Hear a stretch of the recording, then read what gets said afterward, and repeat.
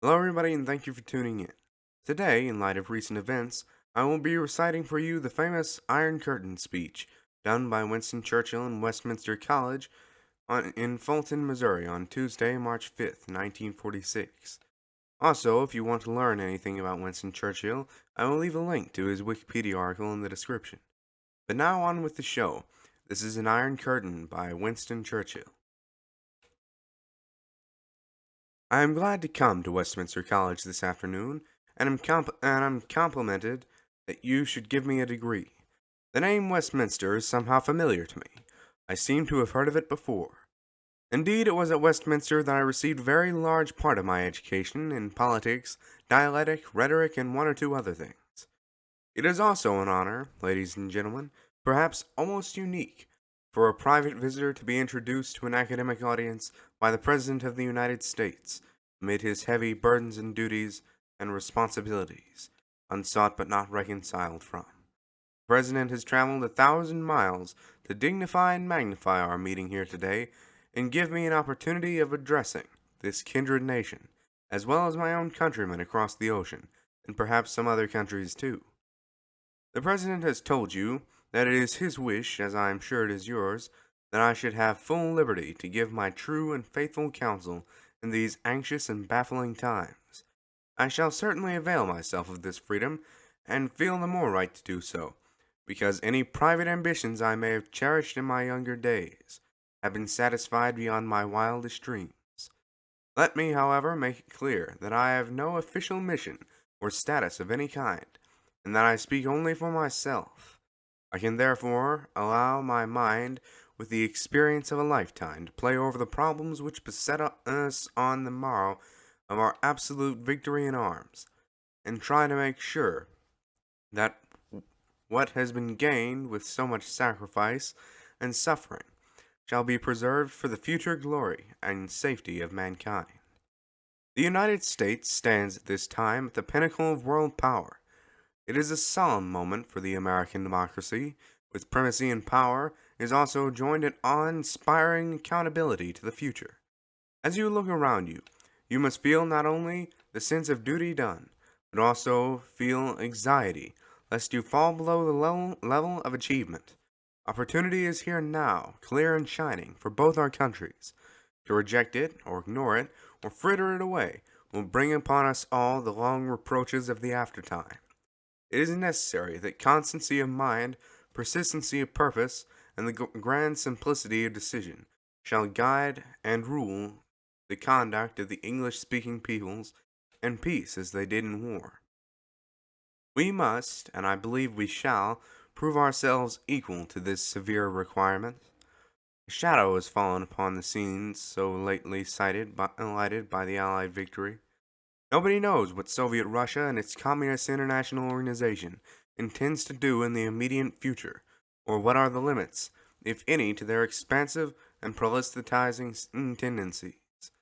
I have a strong admiration and regards for the valiant Russian people and for my wartime comrade Marshal Stalin. There is sympathy and goodwill in Britain, and I doubt not here also, towards the people of all the Russias, and resolve to preserve, through many differences and rebuffs, in establishing lasting friendships.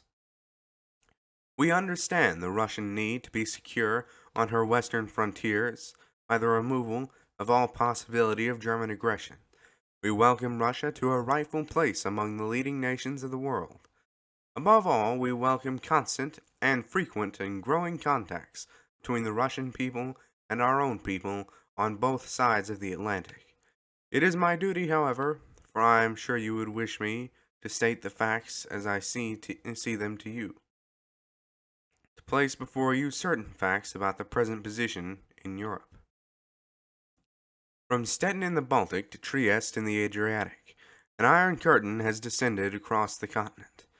Behold, behind that line lie all the capitals of the ancient states of Central and Eastern Europe: Warsaw, Berlin, Prague, Vienna, Budapest, Belgrade, Bucharest, and Sofia.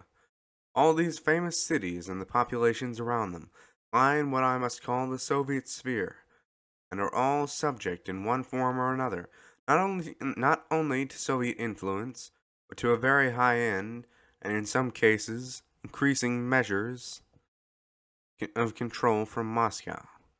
Athens alone, with its immortal glories, is free to decide its future, and an election under British, American, and French observation. The Russian-dominated Polish government has been encouraged to make enormous and wrongful inroads upon Germany, and mass expulsions of millions of Germans on a scale grievous and undreamed of are now taking place. The communist parties, which were very small in all these eastern states of Europe, have been raised to preeminence and power far beyond their numbers, and are seeking everywhere to obtain totalitarian control. Police governments are prevailing in nearly every case, and so far, except in Czechoslovakia, there is no true democracy. Turkey and Persia are both profoundly alarmed and disturbed at the claims which are being made upon them, and at the pressure being exerted by the Moscow government. An attempt is being made by the Russians in Berlin to build up a quasi-communist party in their zone of occupied Germany by showing special favors to groups of left-wing German leaders. At the end of the fighting last June, the American and British armies withdrew westwards, in accordance with an earlier agreement, to a depth at some points of 150 miles on a front of nearly 400 miles, to allow the Russians to occupy this vast expanse of territory which the Western democracies had conquered. If now the Soviet government tries by separate actions to build up a pro-communist Germany in their areas, this will cause new serious difficulties in the British and American zones, and will give the defeated Germans the power of putting themselves up to auction between the Soviets and the Western democracies. Whatever conclusions may be from these facts, and facts they are, this is certainly not the liberated Europe we fought to build up, nor is this one which contains the essentials of permanent peace.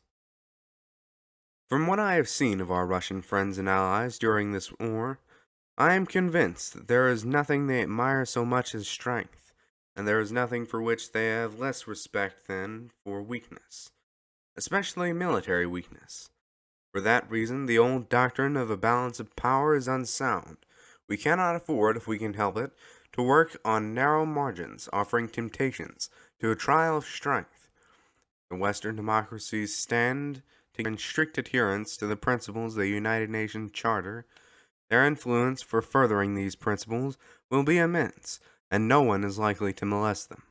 If, however, they become divided, or falter in their duty, and if these all-important years are allowed to slip away, then indeed catastrophe may overwhelm us all. Well, thank you for listening. Please remember to subscribe, and if you do, leave a comment down below saying that you have, and I will make sure to respond and thank you personally. Also, if you have any speeches you would like for me to recite, or a topic you would like me to speak on, just leave a comment down below. And as always, stay happy and healthy. Until next time, goodbye.